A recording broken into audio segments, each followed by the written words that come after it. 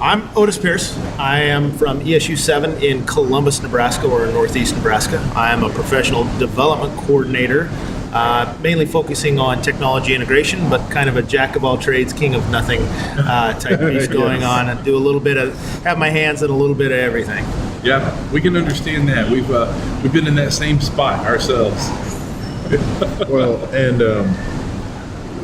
some of our folks may not know, we do of course, but may not know, we met with you last year and talked about some stuff you had going on. So what's been happening over the last year? Lots of stuff. We had lots of change in our professional development department. We had a few retirements, a few moving arounds, and we hired 4 new professional development coordinators this year. Wow. So there's 2 of us that, we're trying to figure out another name than call us the leftovers. But we have... Especially right after Thanksgiving. Yeah, exactly. So they've been on about, 5-6 months right now. And we kind of revamped our hiring process for that, moving it completely to Google and using Canvas learning management system so that it kind of took our secretary out of being the hub of everything coming in so that we could get them in there and uploading their stuff, so our secretary wasn't having to handle 60 different applications to be able to do that. So it was a neat process. We presented on it yesterday here, and it's great. It took a lot of time to do. We ended up doing it twice last year, so we kind of revamped a little bit from the first time to the second time. Yeah. We've even revamped a little bit now going forward. So I think it's a process that we'll probably be using again in the future. So were you guys moving to that digital-based system? Were you moving from a digital to digital, or was it? How was the move? Was the move easy? Yeah, the move was easy. And it's one of those things that we need. As professional development coordinators, we need to be in a way tech savvy and know how to know how to use Google, know how to use a learning management system. That's something our administrator, kind of wants us to do. So that's kind of why we shifted it over there. Plus as things happen, with application processes, deadlines are deadlines. Right. And, with 60 applicants, you may get 15, send in 15 minutes before the deadline, and we're making a decision an hour after the deadline.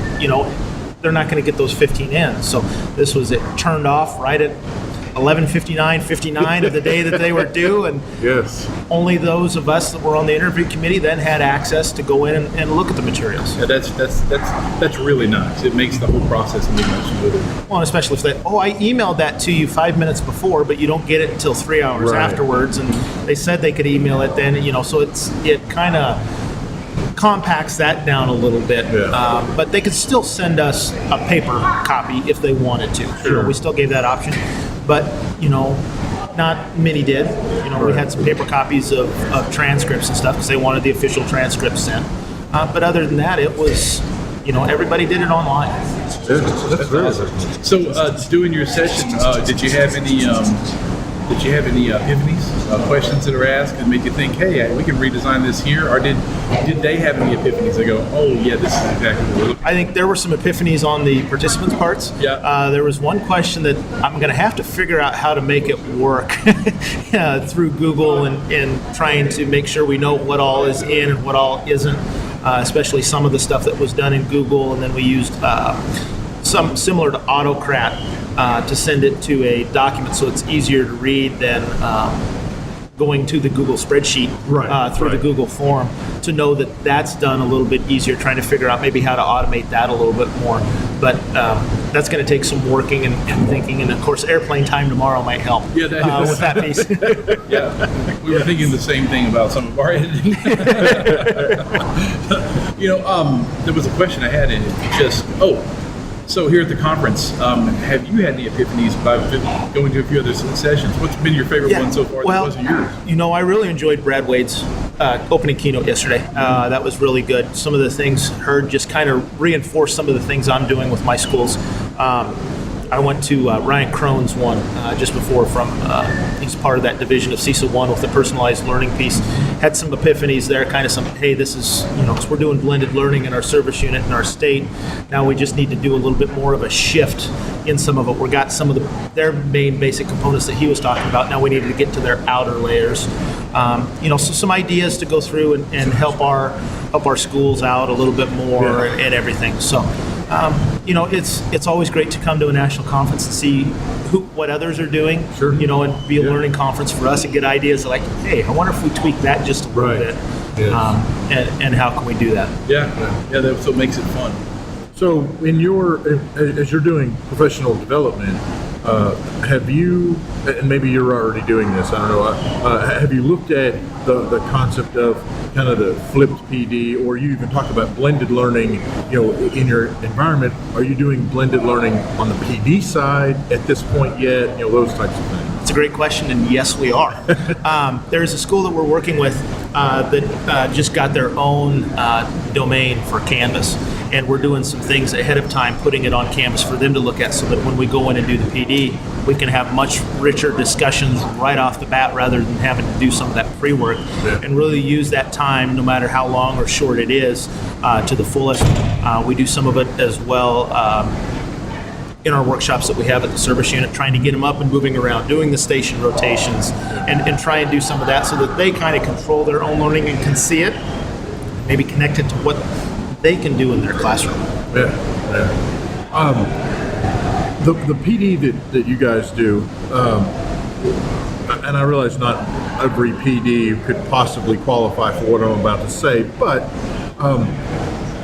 are you finding or are you incorporating PD which allows for monitoring and how do I need to formulate this better. A lot of times it's one and done. Okay, so where I'm going with this is, are you finding or are you delivering more and more PD that has that kind of longevity into it? You have the PD, and then 6 weeks later, we're going to have a follow-up PD, and then 6 weeks after that, another one, and then also using whatever data tracking you may incorporate with that to go along with it to see, hey, yeah, this is working, or no, it's not, or we need to tweak this, tweak that. And how is that working? You know what? That leads perfectly into a session that I'm helping our administrator present this afternoon. Wow, that was perfect. Wow, I'm a bumbling idiot and managed to back into that one. Yeah, but yes, we do. I'll start out with the first part, kind of that. Is there the follow-up? And yes, there is. Okay. At least once a semester, I'm in just about every public building in our district. I go out and do a technology integration visit, and I know what teachers are there, so I can go around and see how these things are going, and they follow up with me. So we're out in the districts, we're seeing what's going on. We're back from multiple PDs. We're doing a lot of stuff. A lot of our schools are going to the Marzano instructional framework. So we're out once a month, once every other month. So we're seeing those things, helping them set their goals, reflecting on where they are and everything. So we are doing that piece. And then kind of into the next part, which is the presentation helping our administrator, Larry Ann Polk, with this afternoon, is we have what's called SIMPLE. Okay. Service Implementation, Matrix, and Planning and Log. Another, as if we need more acronyms and more alphabet soup in education. That's right. But what it is it's a big matrix that has all of the services we provide. Through Rule 84 in Nebraska, which is the educational service unit rule of the three main parts of that we're supposed to required by law to provide districts. Okay. Professional development, instructional materials, and technology. But also in our matrix is our special education, our grants, all the grants that we do, Sure. and our production and media and services. So we, in a way, highlight when we are out in the school and we do those, and then we have a scoring that we do on those. And then we're working into a process. This is our third year of doing it. Going to work into a process where principals and teachers rate where they are as well, okay, on a 0 to 3 scale, so we can have some type of triangulation of data, saying, hey, is this working? Is it not? Are they using it? Are they not? So we get it down there, not only them, because we're not in the classroom every day. Right. So when we're out, they may not be using the PD that they came to at that certain time or some of those topics. Sure. But they may have the day before or the day after or weeks after, but are they implementing some of those things when we're in the classroom, or maybe later in the day that they're using it and we're not seeing it? so we can kind of get that triangulation of data, which helps our superintendent advisory kind of say, hey, these are the services we want ESU 7 to provide in professional development this year. And in 2 weeks, we have our superintendents and principals coming in to go through an activity that we call the DOT activity, where they do several different types of dots, and we put all of our services on a wall. What services would you want? One bigger dots the last couple of years, hey, these are the ones we like, 1 dot per slide, and then we gave them smaller ones. And if this was $1 million, we give them 10 smaller dots.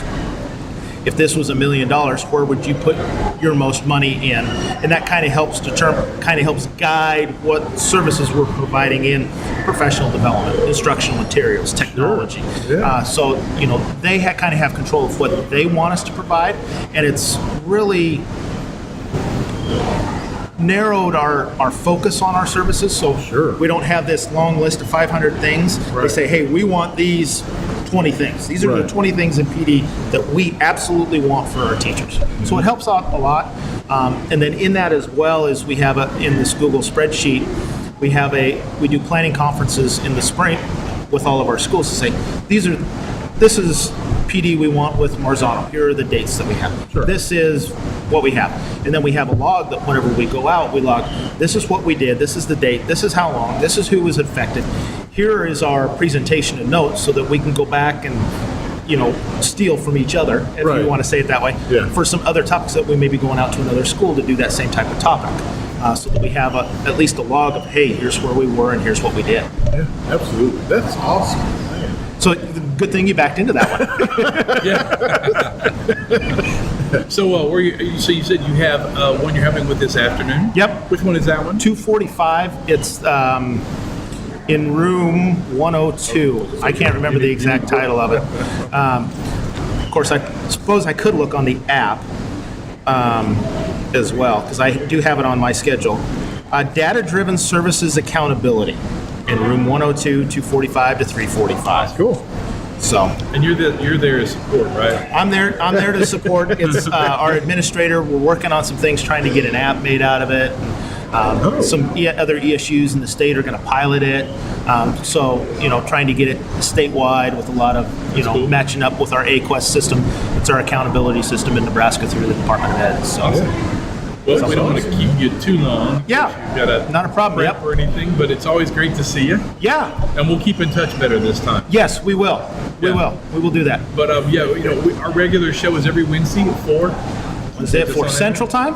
That is Central Time. Perfect. Yes. Perfect. Yeah, right. that's when it is. So, and now seeing the pictures, because I was giving you guys crap about not having enough stickers on your computers. You showed me Yes, some of your yes. bottoms. And of course, people can't see, but Oh, I am going well. over and seeing I need a radio.edutechguys.com sticker to put on here. You do, but until you get one of those, I will give you one of these. Hey, I get a pin. you That get a works. pin for being on. I will wear that proudly. And we will get you an EduTech Guys sticker. I will have to.